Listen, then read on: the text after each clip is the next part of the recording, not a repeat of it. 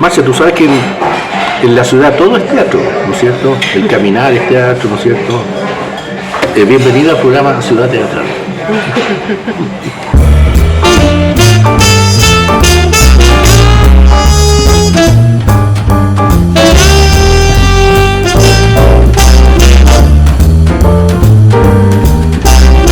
Muchas gracias por invitarme. Como primera inquietud, ¿cómo nació tu interés por el teatro y eso? ¿Cómo nació tu interés por el teatro? Fue de manera bien fortuita porque yo iba a ser ingeniera en análisis y programación computacional, y cuando hice la práctica de eso, mi jefa, por así decirlo, Susana Arredondo, me contó que había un taller de teatro en San Bernardo. Yo soy de San Bernardo, y me metí al taller de teatro que dirigía la Mónica Zambra, la mamá de Tamara Costa. Estuve como 2 años en ese taller, y ahí por primera vez yo como que experimenté un acontecimiento teatral, por así decirlo, como que nada, mi familia nunca estuvo tan cercano a lo artístico, quizás artístico pero desde otro lugar, como que mi abuelita era modista, mi tía era peluquera, mi mamá enfermera, entonces como que quizás el arte estaba como en las manos pienso un poco. Entonces de manera súper fortuita llegué al teatro, llegué ahí, esta profesora me dijo tú tienes que estudiar, me hice caso y me metí a estudiar. ¿Dónde estudiaste teatro? En la Universidad del Desarrollo, en el 2001, fue la primera generación, en el 2001 y el 2004. ¿Y cómo fue naciendo el interés de la escritura teatral? En la escuela tuve un profesor que se llamaba Pablo Comte, y él me estimulaba harto la dramaturgia. Siento que en él yo tenía como un apoyo donde yo podía tener estos delirios de pronto de escribir sobre otras cosas o de otras maneras también, como salirme de un poco de lo aristotélico, y él me apoyaba mucho. Él me dio mucho. Entonces fue cuando salí de la universidad, sentí que salí como bien apoyo, la verdad, salí como que sentía que me faltaba mucho piso, y me puse a hacer talleres, a tomar talleres de dramaturgia. Al principio no me atrevía, me inscribía y no llegaba, o iba y participaba de 2 clases y me iba, porque no me sentía cómoda, porque no sé, como que hablaban de la cultura griega, hablaban de no sé qué, de los mitos y la cosa, y hablaban de tanto hombres, sobre todo el dramaturgo, y yo no conocía nada de eso. Las tragedias me cargan igual un poco, entonces me sentía súper fuera de eso, como de esa manera de ser escritora. Tampoco tenía referencias femeninas, como que hiciera ir como una cosa así muy poca que me pasaron, pero entonces yo creo que no tenía algún espejo como donde sentirme sólida en eso. Y empecé a tomar talleres más de narrativa, de poesía, de cuentos, pero es igual de dramaturgia. Empecé a leer mucha dramaturgia, hasta que me fui a Europa por una especialización, también por una beca, y ahí alguien, no me acuerdo quién, pero alguien me recomendó la autoficción, y yo me hice una especialización, como que armé mi especialización, que pasaba por dramaturgia, dirección y actuación y performance. Estaba en Madrid, en París y en Berlín durante 1 año y medio, o sea, iba 6 meses, pero yo me quedé 1 año y medio, y ahí entendí que la persona Lola Fernández de Sevilla, que fue la que me introdujo a la autoficción, ella me mostró como esta manera de abordar el campo del relato, y sobre todo el campo etnográfico de la búsqueda de dónde sacar relato, para yo encontrar que yo era la poseedora de toda esa información en el fondo. Y ahí eso fue en el 2017, ya yo llevaba harto rato fuera de la escuela, ya haciendo un montón de cosas, había escrito muchos textos para mí misma, para montarlos yo con mi compañía, como que escribía, montaba, dirigía, producía, hacía todo. Pero creo que ese tiempo del 2017 me hizo como como un tiempo para decir, a ver, ¿qué es escribir? Más que qué es la dramaturgia. No. Hay un punto que quiero tocar, que tú lo mencionaste. Tú hablaste cuando estabas estudiando y te fuiste metiendo un poco en la escritura, hablaste del sistema aristotélico, sobre todo del nuevo aristotélico. Actualmente me llama mucho la atención de que, como el caso tuyo, como el caso de muchos autores, incluyendo nosotros, muchos más, el sistema aristotélico como que lo dejan de lado, como que no lo usan. ¿Por qué crees tú que creo que tiene que ver con los tiempos también. Creo que tiene que ver con los tiempos. O sea, creo que lo aristotélico, como ese orden de principio, contenido central, desarrollo, fin, es como con lo que se ha escrito en la historia de la humanidad, ¿cierto? Y justamente estamos cuestionando esa historia, ¿no? Como que estamos en la era donde se están cuestionando los relatos, cómo se han escrito y cómo se han constituido esas narrativas, ¿no? Entonces, por ende, a mí me cabe súper bien cuestionar también lo aristotélico, como que y le encuentro mucho sentido cuando me voy a la ciencia, cuando me voy a la antropología, cuando me voy a la filosofía, donde la constitución humana no es una línea recta. Mi vida no es un clímax y después muero, ¿sabes? Como que yo en un microsegundo tengo un torbellino de situaciones y acontecimientos y eventos que no tienen un orden aristotélico. Entonces me pregunto por qué insistimos en contarle a la gente la vida de una manera que no es la vida.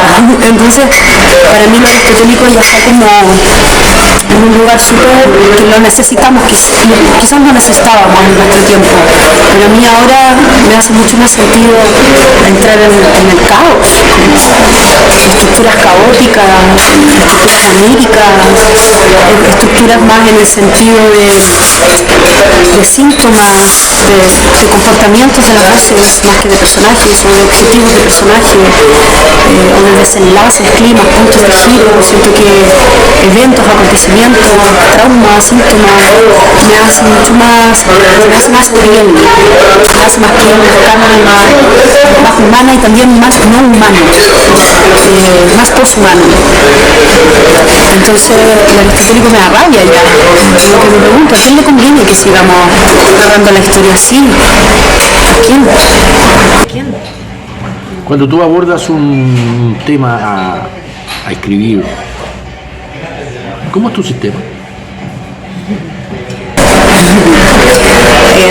Yo trabajo con una metodología que se llama Compos, que es un método que vengo como investigando hace 8 años, que es una mezcla entre conceptos de antropología y etnografía, que la antropología hace estudios de campo, cartografía y etnografía, trabajo con la documentación poética, los territorios cartográficos, el cuerpo cartográfico, y además como la acumulación al borde de la obra para que la obra aparezca, para que la idea aparezca, para que la trama te encuentre.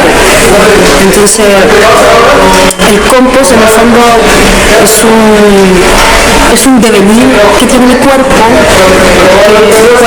deviene palabra, el cuerpo deviene lenguaje. Entonces, soy un ente social, soy un sujeto que devengo un montón de información que no necesariamente es la idea. Entonces yo construyo al borde de la obra un montón de material que está en putrefacción, ¿no? Que está en síntoma de pudrición y que necesita cada vez más agentes nuevos para alimentar ese compost, para yo después ir a ese compost y seleccionar las cosas que yo creo que pueden ser fértiles para mi trabajo. ¿Cómo seleccionas eso? ¿Bajo qué criterio seleccionas eso? Categorizo mucho en torno como a lo que me ando obsesionando, entonces voy categorizando maneras de observar mi propio material. Por ejemplo, la última obra que escribí era El Hierro, que tenía como categorías como la relación con mi abuelo, entonces en torno a lo categorizaba como el material en torno a todo lo que podía ser paternal, paternalista o masculino, o con esa figura, ¿no? O en torno a la tortura, todo lo que puede ser tortuoso, tierno también, o en torno al hierro, el mineral, la ductilidad, la maleabilidad, lo rígido o lo impenetrable. Entonces como que iba yo categorizando y después para estructurar ocupé el azar. Voy al mismo material, no sé, por ejemplo para la era del hierro escribí como casi 300 páginas de muchas respuestas que yo me pregunto, como me hago muchas preguntas en torno a la historia que quiero narrar. Y me pregunto a mí, le pregunto a mi familia, y le pregunto a la vida, a mis amigos. Entonces reúno mucho material y después ahí yo voy siempre subrayando los posibles títulos. Hoy este tiene pinta de título, hoy este parece título, este parece título de escena. Categorizo verbos también que me gusta para poder después ampliarme con sinónimos. Entonces de ese mismo material extraigo siempre impar títulos de escena. Entonces ya extraigo 7 títulos de escena, los abro en un documento nuevo, en cada título voy metiendo información, así como la tengo categorizada por colores, entonces voy tratando de que sea equilibrada, el naranjo, el verde y el amarillo, naranjo, verde, amarillo, amarillo, verde, naranjo, amarillo, amarillo, amarillo, verde, verde, ácaro, amarillo, verde, naranjo. Entonces voy así como... Y tengo mucho una relación muy estética con la hoja. Me gusta mucho esta cosa como de distanciarme también de la hoja y relacionarme de manera estética con ella. ¿No tienes miedo a la hoja en blanco? No, el compost me hace no tenerle miedo. Sí, al contrario, me gusta la hoja en blanco, me obsesiona mucho. Me mueve, me calienta, por así decirlo, es como que me estimula mucho. ¿Cuánto demoras de ese compost a entregar la obra para el montaje? ¿Cuánto tiempo? Generalmente he escrito para mí misma. Todavía no tengo mucho, o sea, me han pedido cosas y yo como que ahí cuando te piden cosas es mucho más acotado, ¿no? Como que te dicen ya 6 meses, ya ok, 6 meses. Entonces estoy haciendo muchos meses de compost. Me demoraré como quizás haré 3 meses de compost y 2 meses de obra, pero cuando escribo para mí, cuando son proyectos que a mí me mueven, me demoro 4 años. Me gusta demorarme ese tiempo, la verdad. ¿Has escrito bajo presión o a pedido? Sí. ¿Cómo te resulta eso? Me resulta interesante y me resulta muy atractivo siempre y cuando la persona que pide o el colectivo que pide se involucre.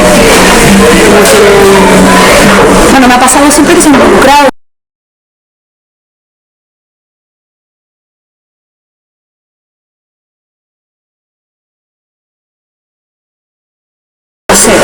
Quizá un poco abismante, pero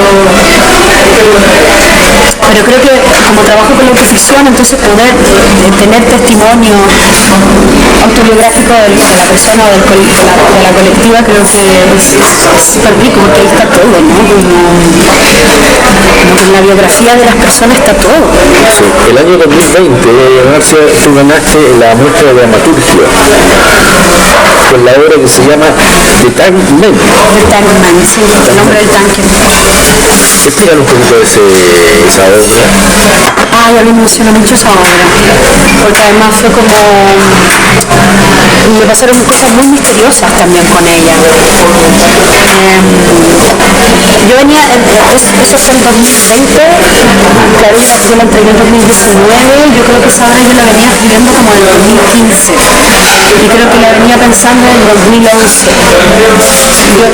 Yo me obsesioné mucho con la Revolución Pingüina, con la manifestación universitaria, participaba en lo que más podía, la estudié mucho, entonces como que me obsesioné con las revoluciones de los estudiantes en el mundo y quería hablar de la Revolución Pingüina, porque encontraba que era un mito muy potente, porque veía yo en mi madre, sobre todo, como que tenía ese paralelismo.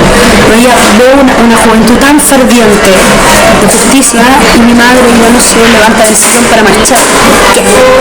Y mi generación de 30 y tanto en esa época tampoco estamos marchando. ¿Por qué?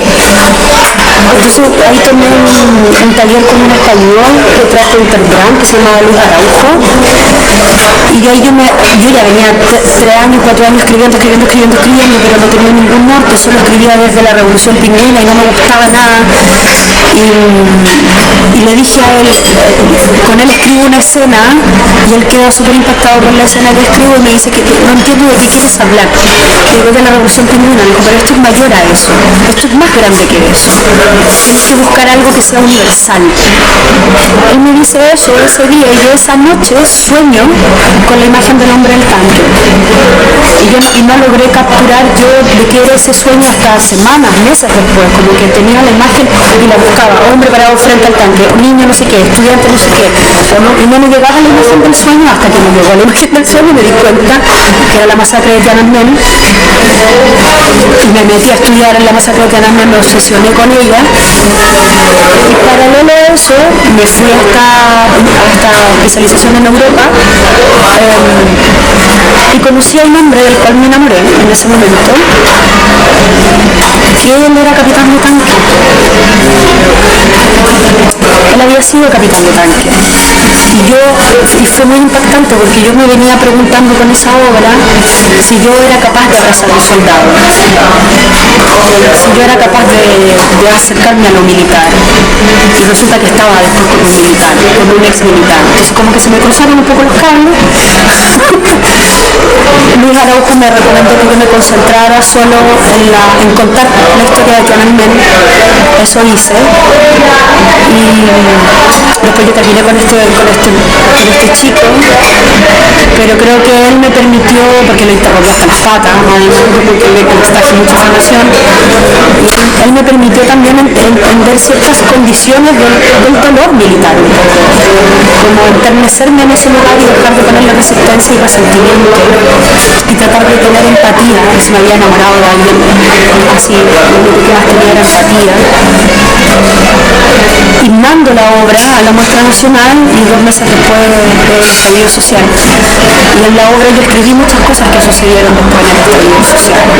La madre de soldados le habla de los ojos, que los estudiantes tienen los ojos, las banderas negras, no sé, un montón de cosas que yo imaginé antes. Entonces es una obra especial para mí. O sea, podríamos decir que tu escritura es anticipatoria. Me ha pasado un poco. Con el hombre del tanque me pasó mucho. Estaba viviendo lo que iba a suceder. Sí. Aquí en Chile lo estaba viviendo 10 años antes tú. Sí, y un poquito tiempo antes también, es que yo creo que también tiene que ver cómo abordo el escribir. Por eso te decía que va más allá de escribir dramaturgia, es como el acto de escribir. Tú, revisando un poco tus escritos, tu entrevista, a ti te entrevistó Marco Antonio Lapava. Sí. Si no me equivoco, Marco Antonio Lapava de repente hace talleres. ¿Tú no estuviste en ningún taller con Marco? Pero hace muchos años atrás. Una de las cosas que me llama la atención de Marco Antonio Lapava es que siempre recomienda darle mucha importancia a los sueños. Claro, psicoanalista. Y en el fondo, como que toda la dramaturgia pasa por ahí. Sí. ¿Concuerdas con eso? Concuerdo absolutamente. O sea, por ejemplo, ahora, la última obra que escribí, La Guerra del Hierro, que la terminé en México, soñé escenas. Como que tenía la idea de que, bueno, es una nieta que está torturando a un abuelo y le está sacando los dientes. Entonces la nieta le está sacando los dientes, y yo todo el rato quería poner en disfruta la tortura, como dislocar la tortura hacia la ternura. Entonces, ¿cómo podían ser ahí una materia en disputa? Yo decía, ay, me falta algo. ¿Cómo hago que la tortura se vuelque a la ternura? a mí me gusta mucho el pensamiento feminista, entonces uno de los pensamientos feministas que más me hace sentido es la compasión, la autocompasión. Y soñé esa noche que la nieta se sacaba los dientes y que después la madre de la nieta también se sacaba los dientes. Entonces yo desperté y dije, claro, no tengo que sacar los dientes, mi madre también, ese es el acto compasivo final. Y lo soñé tal cual, y lo pruebo, y lo escribo en la obra y funcionó perfecto. Entonces es una relación de la escritura con mi espíritu, ¿sabes? Como que le permito a mi espíritu abrirse de tal manera al mundo que quiero que me acontezca. ¿Qué tanto logras tú capturar en la escritura misma de todo lo que se hace? O sea, tú sueñas tanto, ¿cierto? Sueñas de esta imagen hasta esta imagen, ¿cierto? Estamos hablando del mismo sueño. Este recorrido en el sueño. Despierta, que si yo, no sé si lo escribes al tiro o lo dejas que se madure. ¿Qué tanto logras capturar de esa imagen hasta otra imagen? ¿Qué tanto logras capturar en la escritura? Ajá, entiendo. Sí, yo sueño mucho, o más que sueño mucho, me acuerdo mucho de mis sueños. Y yo creo que también escribo soñando. En el sueño estoy escribiendo también. Entonces, esa vez que soñé con los dientes, yo estaba escribiendo también ahí. Yo me acuerdo que en el sueño estaba diciendo, entonces los dientes, mis dientes, entonces voy a hacer esto, entonces voy a hacer esto otro. Entonces, como que lo solucioné todo en el sueño. Lo único que hice después fue como traspasarlo, introducirlo, la imagen, construirla, y ahí ya se despega del sueño. Yo creo que el sueño es solamente el detonador. Creo que viene como un detonador. No tengo idea si escribí lo mismo que soñé. Creo que fue más una sensación que capturo del sueño. Sí, generalmente es como la sensación de la captura. A mí me gusta mucho analizar mis sueños y trato de no analizarlos de manera literal. Siempre analizo cómo estoy yo en el sueño. Si estoy inquieta, si estoy perturbada, si la cosa es calma, si no. Si me habla de una cosa, trato de pensar lo contrario, porque a veces pienso que el movimiento cognitivo tiende a ir a los patrones. Entonces en el sueño también, me imagino que también deberíamos tener patrones en la cognición inconsciente. Entonces también a veces contradigo eso que sueño, ¿no? Si sueño con alicates voy a poner, no sé, tornillo. Me gusta mucho contradecir lo que imagino también y lo que pienso, para sacarme de la literalidad y del capitalismo cognitivo que estamos dispersos. Hay un poeta francés que no me acuerdo qué momento el nombre, dijo algo así como: no ejercitarás otra cosa más que los sueños. Eso hace tú. Yo soy muy experta, por ejemplo, no hago mucho. Vamos a detener un ratito.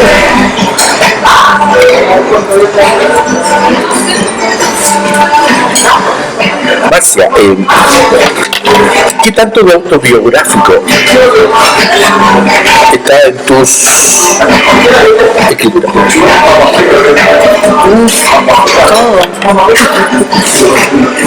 Todo.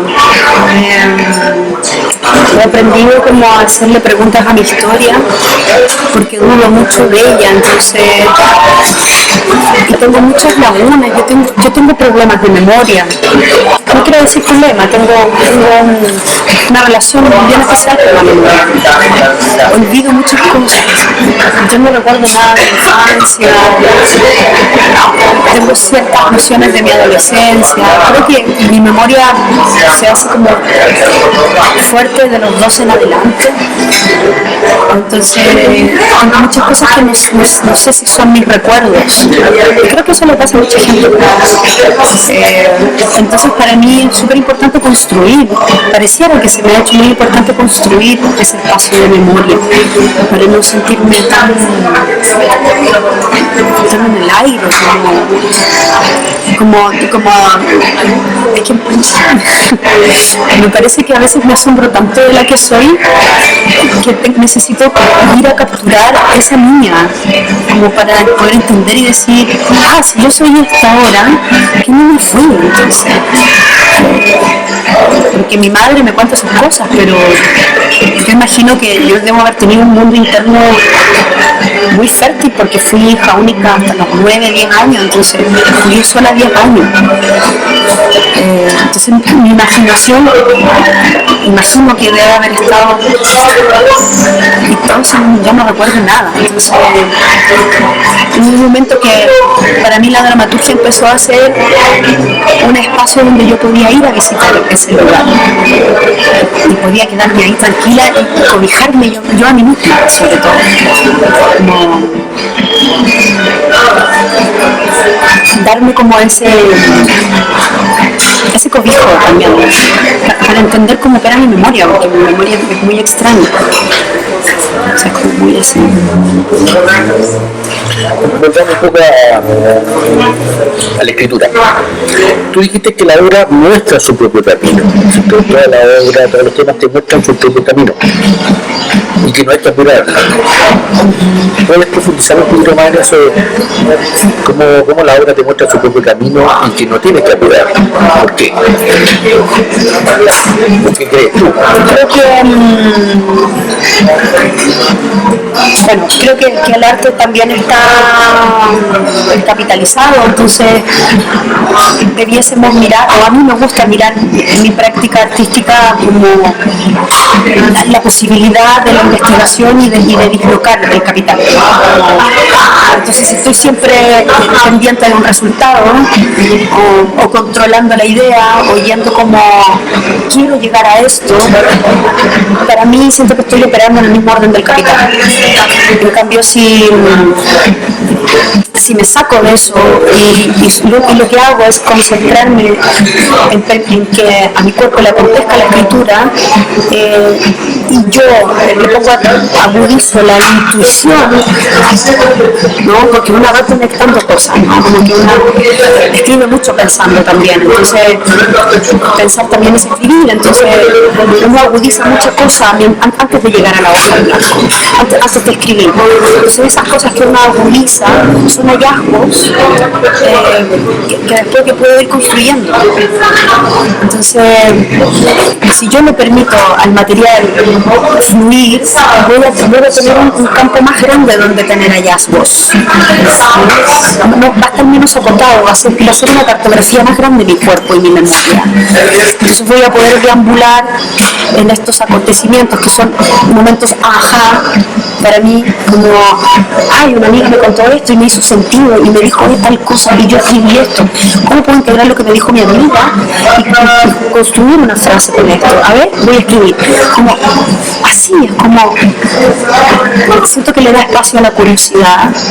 La curiosidad es un pensamiento cognitivo, es una función cognitiva, le da espacio a la obsesión, y eso provoca deseo.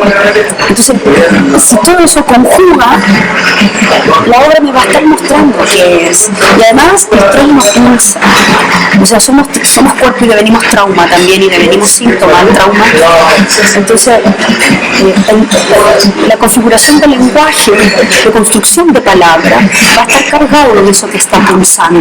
Entonces, por ejemplo, yo hago muchos talleres, y mucha gente llega a mí y me dice, estoy cansada de escribir siempre lo mismo. Y yo digo, fantástico, no te canses, sigue, porque el trauma está pulsando. O sea, necesitas salir por algún lugar. Eso que te ha dolido, que te ha quebrado, que te ha partido, eso que quizás ni siquiera tú logras captar, con tanto consciente, con tu inconsciente. Y para que el inconsciente se despliegue, hay que darle aire, hay que darle espacio, y hay que acontecerlo con un fenómeno, porque el fenómeno del lenguaje, la humanidad se construye en el lenguaje. Entonces, si yo tengo un dolor que lo siento en parte de mi cuerpo, necesito darle espacio en mi misterio, en mi espíritu, en mi alma, para encontrar esa palabra, esa manera de decirlo. ¿Cómo yo voy a decir que mi madre me abandonó? ¿Cómo le digo a mi madre que le tengo ganas? Que no la quiero, que estoy chata de que me abandone? ¿Cómo le digo? Entonces ahí el lenguaje acontece algo. Si lo digo muy impulsivo, no estoy siendo compasiva con el otro. En cambio, si le permito una cartografía, un espacio-tiempo, a que eso acontezca, que la palabra sea, después la puedo pensar, la puedo contradecir, la puedo mover, la puedo vestir, bueno, ahí la metáfora, la poesía y la calma. Yo siento que el visitar una historia con calma me permite a mí que ese trauma que yo estoy atreviéndome a sacar se interpela con una realidad y yo me puedo abrazar en eso, más que auto boicotearme. A mí, también hace 10 años atrás yo escribía una obra de teatro en una noche, que seguramente eso también me ayudó. Capaz que en 10 años más escriba 7 obras en una semana, yo no sé, creo que quizás yo necesité pausar para sacarme un tiempo capital del cuerpo y entrar en un tiempo escritura, en un tiempo lenguaje, en un tiempo, no sé. ¿Cómo es tu relación con el Eros y el Tánatos? ¿Qué es el Eros y el Tánatos para ti? Para mí el Eros es el deseo de algo. Yo tengo un deseo de visitar tu contexto. Tengo el deseo de disfrutar la conversación contigo. Para mí eso es el Eros. Solamente es abrir un deseo. Como comida, ¿no es cierto? Preparar algo. Escribir algo, ¿no es cierto? Soñar algo. Y el Tánatos es la muerte, obviamente. Como la relación entre el Eros y el Eros pensado como un deseo de la muerte. Pero para ti no existe la muerte. Sí, yo muero cada rato. Es que me gusta pensar el deseo como una voluntad, no que solo una pulsión. O sea, como que genero pulsión, y tengo una pulsión vital. Esa pulsión vital. Todo eso para mí, todo lo que has dicho de la pulsión, para mí eso es Eros. Un deseo. Pero el deseo también está capturado, el capital. Entonces creo que la pulsión, por ejemplo, no sé, las relaciones afectivas o sexo afectivas, uno siente deseo, pero el deseo no es amor, es deseo, no es amor. Entonces, ¿cómo identifico yo que esas ganas que yo tengo de tomarme un café contigo son simplemente una pulsión? No quiere decir que te quiera, pero confundimos eso. Entonces pienso que el Eros para mí es como más un impulso, una pulsión vital, pero que necesita de la insistencia. Necesita de la insistencia, de la insistencia de existir, ¿no? Como que mi existencia tiene una insistencia, yo insisto en vivir, no estoy sobreviviendo, el capital me hace sobrevivir, pero yo insisto en vivir. Entonces para mí esa insistencia es el deseo. Entonces podríamos decir que desde ese punto de vista es muy importante para ti. Absolutamente, sí, yo me muevo mucho por eso. Entonces, tu razón de existir, de ser. Sí, sí. En una entrevista que dijiste que es mi hábitat lo que me hace escribir. Es este país, este sistema, esta ciudad. Marce, ya que estamos en el programa Ciudad Teatral, ¿qué opinas de esta ciudad? De cómo la construimos y de cómo la habitamos. Esta ciudad, Santiago de Chile, me refiero.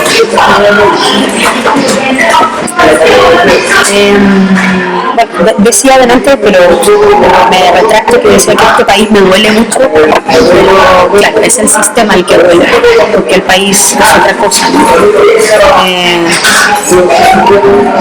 Yo creo que quizás la historia de esta ciudad me duele.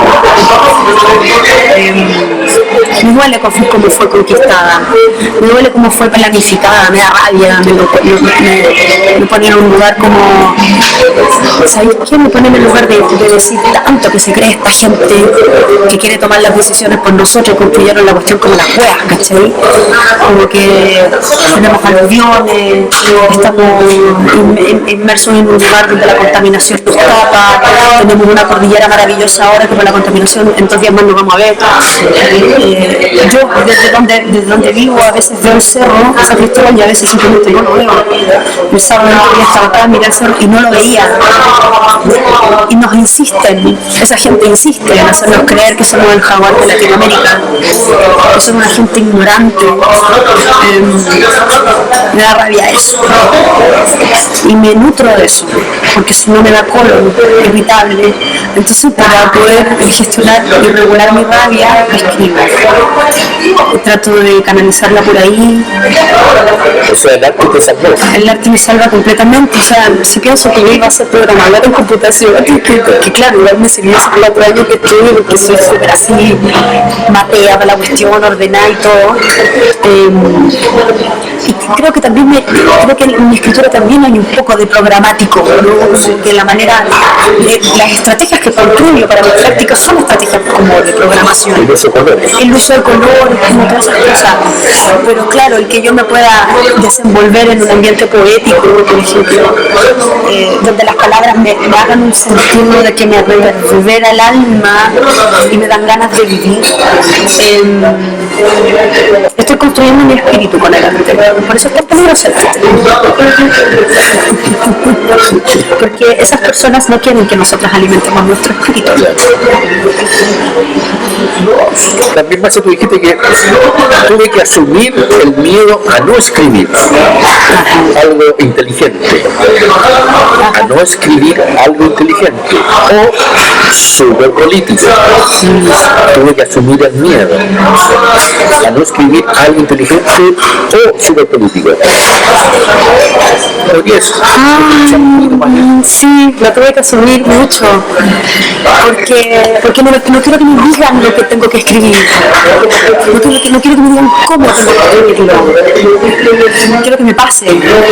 Entonces, claro, el pensar que tengo que escribir algo súper político, que tiene que ser un discurso que no sea repetitivo, que nadie más ha dicho, que tiene que contener un montón de no sé qué cosa, puta, lo único que me hacen es escribir.